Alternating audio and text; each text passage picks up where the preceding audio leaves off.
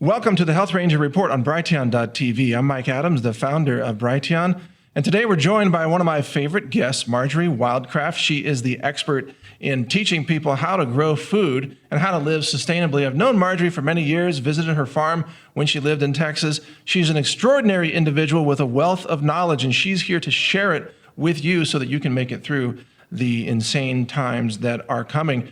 Her website, or at least one website where you can watch her webinar for free, is called icangrowfood.com, just like it sounds, icangrowfood.com.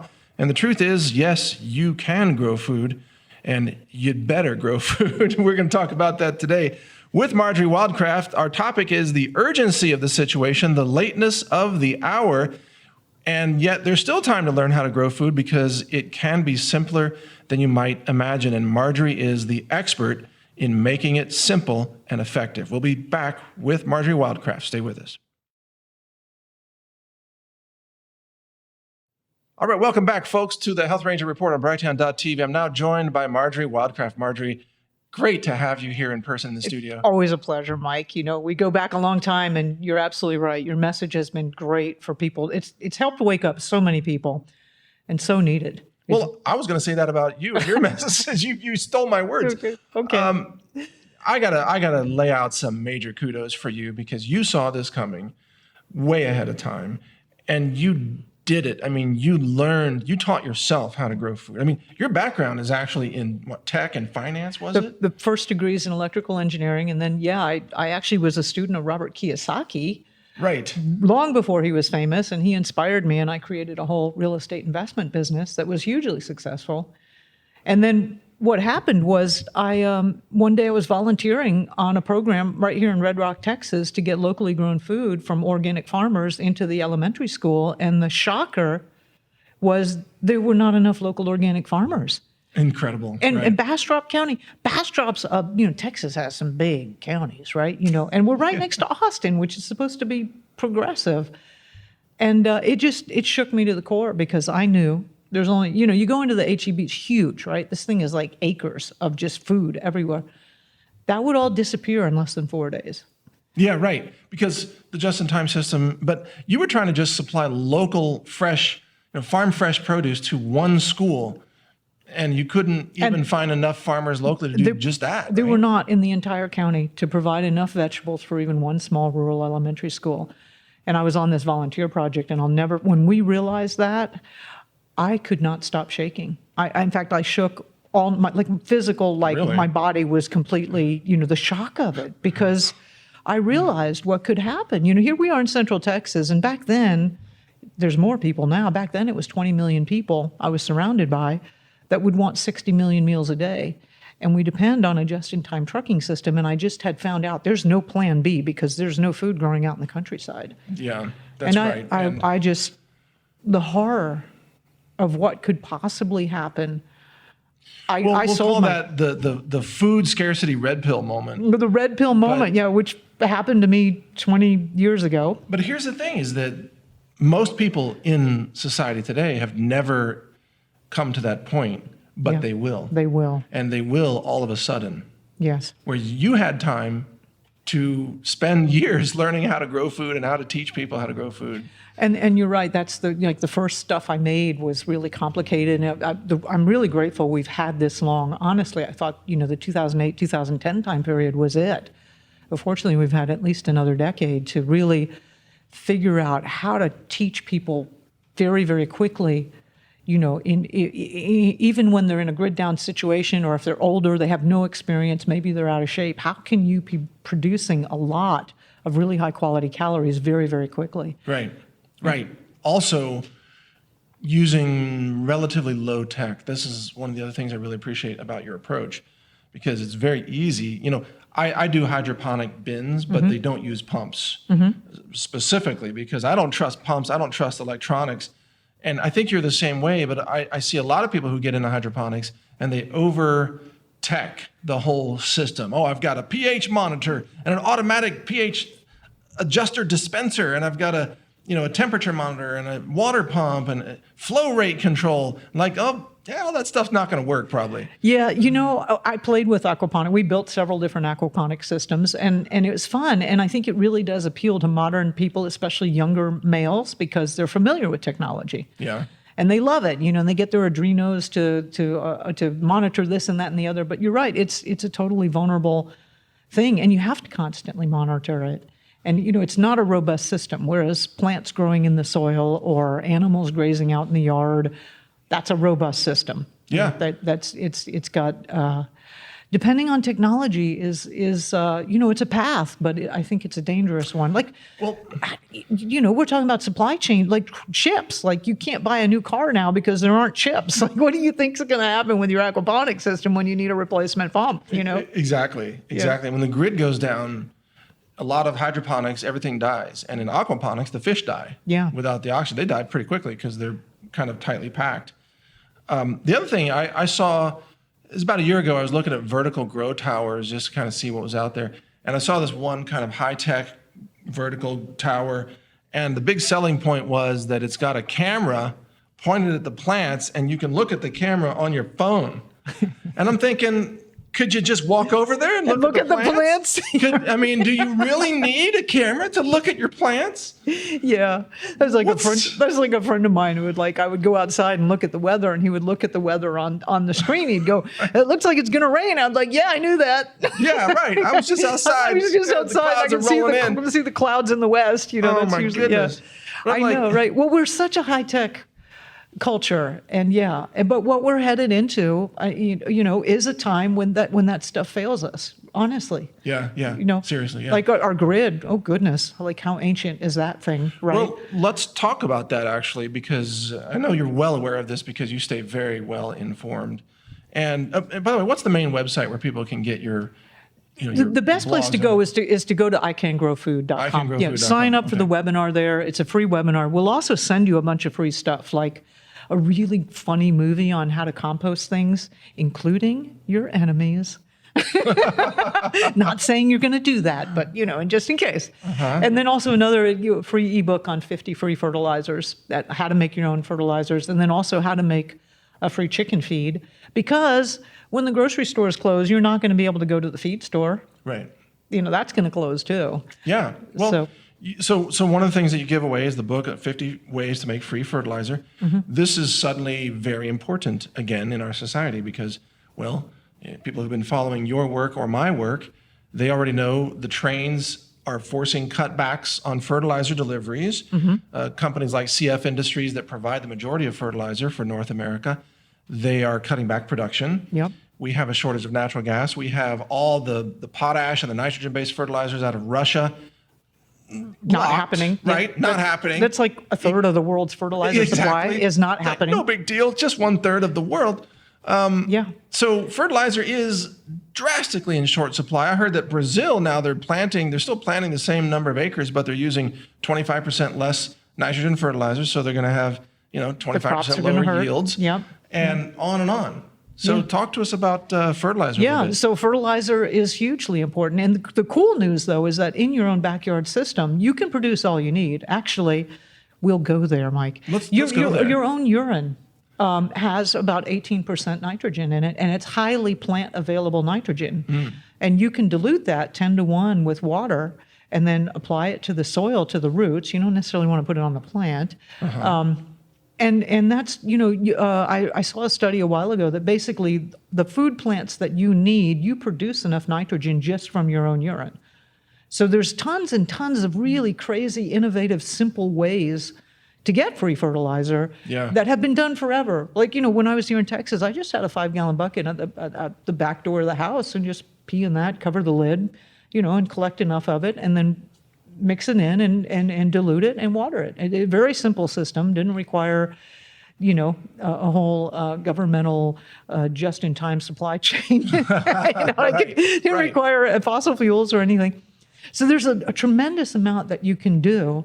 And we need to do it, quite honestly, because if you think about it, what it's doing is the minerals. All of life is just recycling minerals, and what we're doing is in our backyard, just making that cycle in our backyard instead of having it go, get some of them from Russia and bring them here. Right. Yeah. And then also adding some animals to your system magnifies. Yeah, and I really appreciate the vegans and the vegetarians because I get what they're trying to do. They're trying to, make a difference. But honestly, animals are way better ways to create fertility in your backyard system. They're also the most efficient calorie production. Just for the record, you don't have to eat your animals in order to benefit from animal poo. You don't have to. In fact, I do know a lot of vegetarians that do keep rabbits just for it. But honestly, one of the things, if you go to the webinar, it's a free webinar at icangrowfood.com. And there I've condensed like 20 years of thinking about what is the fastest way to grow a lot of food. Yeah. And I'll give you a couple of quick sound bites. In a garden, saying you've got like one growing season, you can produce about 30 to 60,000 calories depending on what you're planting and the density. And that would be like a 100 square foot garden. Wow, and if that's small. That's a small space. I really recommend everybody go small. Honestly, you can grow all the produce you need in just 100 square feet. Wow, that goes against my very nature. I'm not sure I can do anything I know, small. That's the thing, the megalomaniacal aspects, like me too. I used lots of food. The biggest mistake I made was we had acres, right? And I planted a whole acre and then I had an acre of weeds and frustration. I'm like, start small, right? Right. But I just want to go through some numbers for why animal products are so much better. So a 100 square foot garden is going to take about 200 square feet because, you got to have paths and access. Take that same 200 square feet and you can have a chicken coop and run, and have 6 laying hens, and you'll produce about 1,500 eggs a year, and that's going to be about 94,000 calories every year. Wow. Which is also, we don't really worry about those numbers that much. I mean, that's not you and I thinking. Here, I'll translate it into something that you can think about. 1,500 eggs is 3 egg omelets for breakfast every morning with 33 dozen eggs to share, trade, give away, barter. So basically, with 6 laying hens in your backyard, you can have breakfast every morning. Well, but in my farm, first the rat snake has breakfast every morning. Yeah, there is. He comes in and gets a couple of eggs. The rat snakes are edible too, by the way. Well, I have caught this year. I've caught 4 of them, and 2 of them are very large because they've been feeding on all my eggs, right? And I let them go because I'm not currently killing the snakes, but there's a lot of meat on that snake. There is a lot of meat on the snake.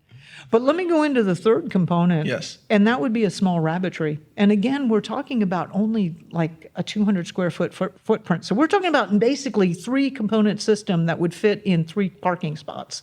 Wow. And a home rabbitry with 1 buck and 3 breeding does, and you'll get about 75 to 85 rabbits a year. And a rabbit is equivalent to a chicken.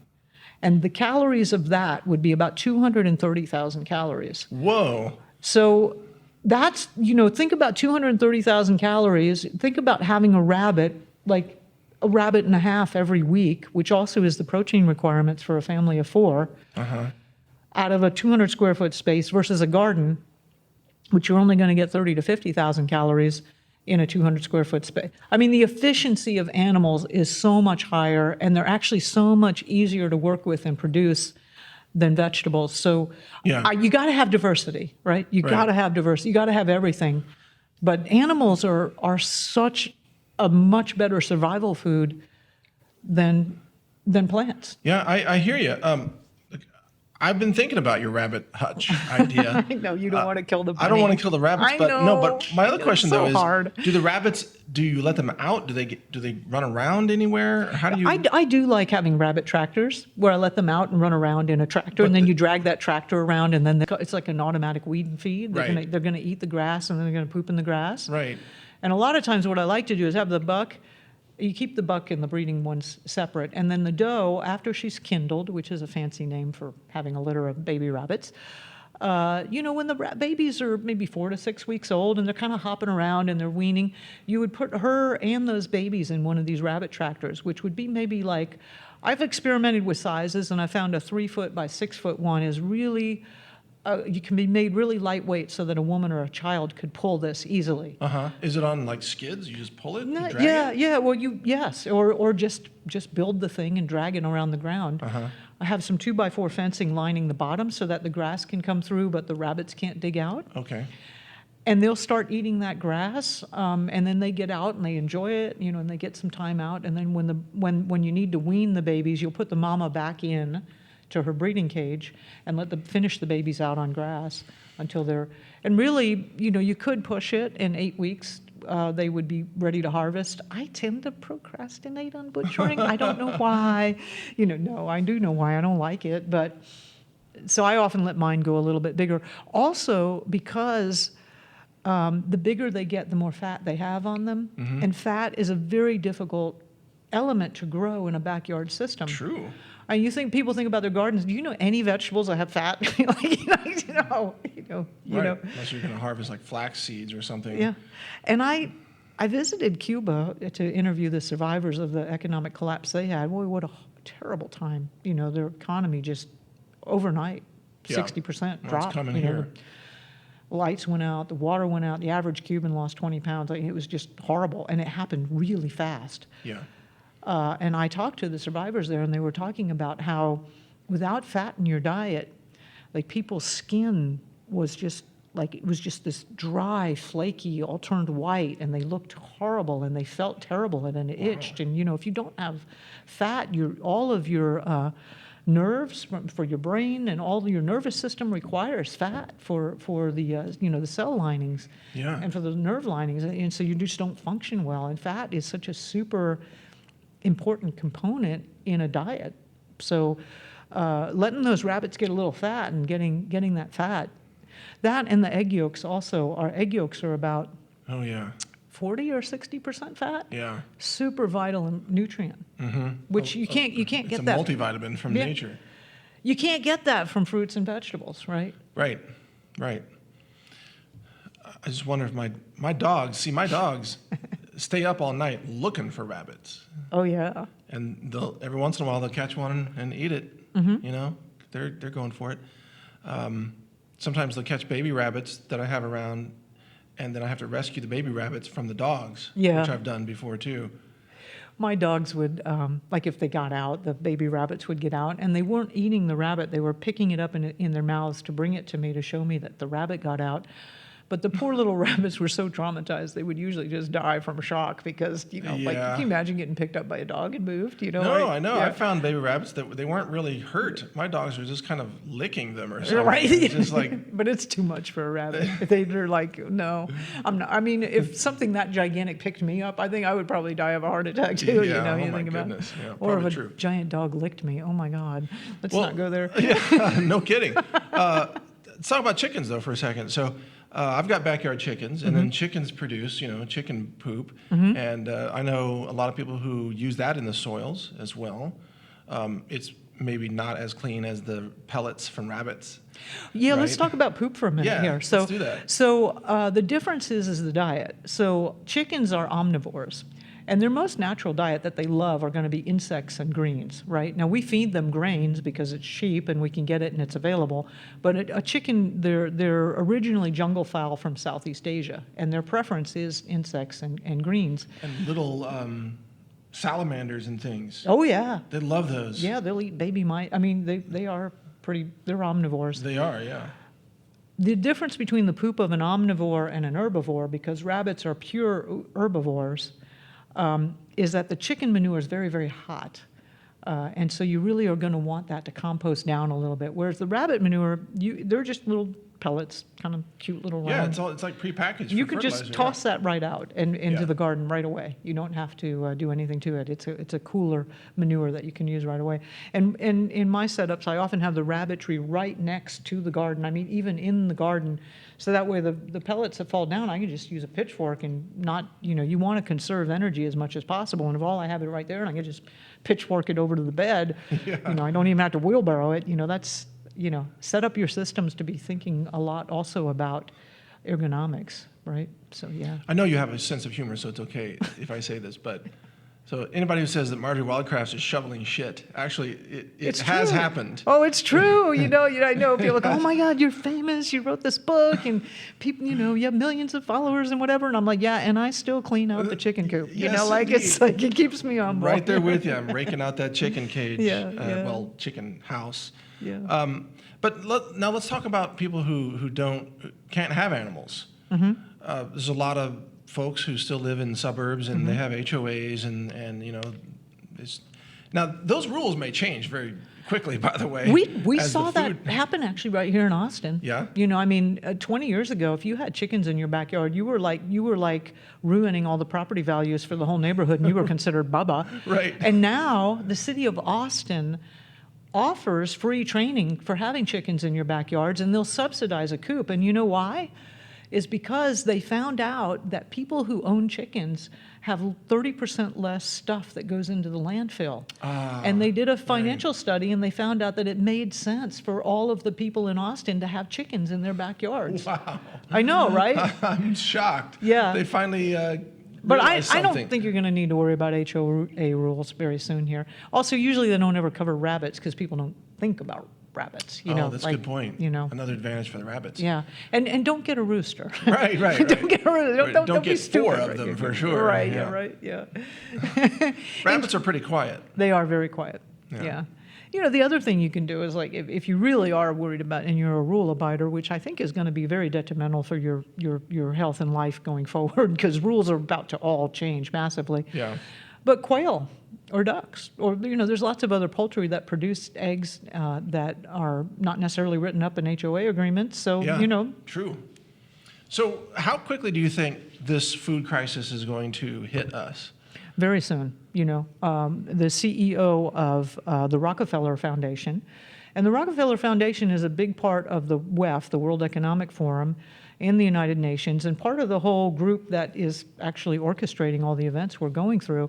And the CEO has made a very public headline just recently saying that within 6 months, all hell will break loose. And that is literally the headline, and it's going to be because of food shortages.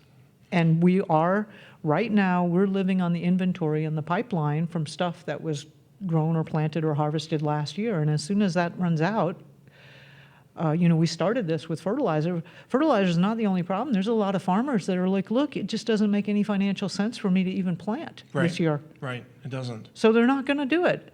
And then, the Ukraine, which is the breadbasket for Europe, they're in the middle of a war. They're not planting, At the same time, we just covered this story that in Australia, the avocados are being thrown into landfill by the thousands because the avocado trade group of Australia said, it's not worth packaging them and taking them to the market. We have to support the farmers by destroying the avocados so that avocado prices stay higher. And I'm thinking, What? how insane Oh, gosh. are these people? Yeah. But then again, the Australian leaders were the ones, forcing vaccines on everybody too, kind of like New Zealand. Australia definitely reverted to a prison colony there, didn't it? They during COVID? have, but Yeah. who comes to the conclusion that destroying food is the way to support farmers? Yeah. How does that work out? I don't know. Yeah, and then I know you've talked to Christian Westbrook, Ice Age farmer, and he's been very great about documenting.